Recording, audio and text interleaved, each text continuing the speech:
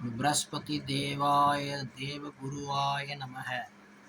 बृहस्पति தேவ்குரு குரு பகவான் உச்சத்துக்கு வர போறாரு. இவர் உச்சத்துக்கு வந்தாருன்னா யூனிவர்ஸ்லேயே தங்க மலை கொட்டும். தங்க மலைனா எல்லாம் காஸ்மிக் எனர்ஜியாக மாறிடும். நல்ல ஆத்மாங்கள் ஒலாத்தும், நல்ல ஆத்மாங்கள் பெருக்கும், நல்லவர்களோட பேச்சு எடுபடும், பித்தலாட்டும் செல்லாது. நல்லவர்கள் என்ன சொல்கிறாங்களோ அதை கேட்பாங்க. ஏன்னா அறிவு பெறத்துக்கும் அறிவு வேணும், புத்தி பெறத்துக்கும் புத்தி வேணும். புத்திஜீவியோட விஷயம் நுண்ணறிவுகள் புரியறதுக்கும் நுண்ணறிவு புரிகிற சக்தி நம்மக்கிட்ட இருக்கணும். அதுக்கு குரு என்ற கிரகம் நம்ம ஜாதகத்தில் நல்லா இருந்தால் தான் அத்தனையும் செயல்படும்.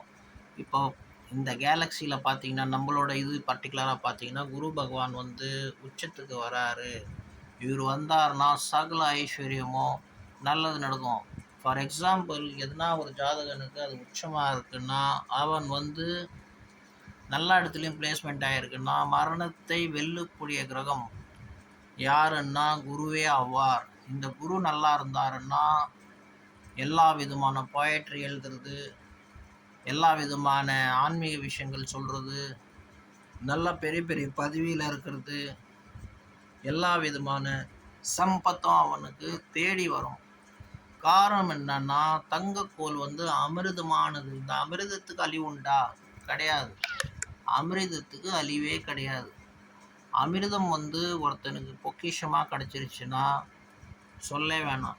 நீங்கள் ராவணேஸ்வரனோட ஜாதகம் எடுத்துக்கிட்டிங்கன்னா, அவனோட பையன் மேகநாதனுக்கு அந்த மாதிரி சில கிரகங்கள் லாபஸ்தானத்தில் இருந்து உச்சம் பெற வச்சார். 11ஆம் இடத்துல இருந்து அவர் பூர்வ புண்ணியத்தை பார்ப்பார்.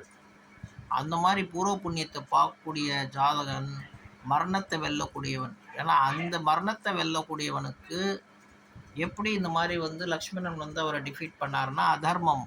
14 வருஷம் அன்னத்தை சாப்பிடக்கூடாது, 14 வருஷம் தூக்கத்தை தூங்கி இருக்கக்கூடாது, 14 வருஷம் பெண் சேர்க்கை இருக்கக்கூடாது, பிரம்மச்சாரியாக இருக்கணும். அவன் மட்டும்தான் மேகநாதனை வெல்ல முடியும். அந்த மாதிரி வரன் பெற்றவன் மேகநாதன்.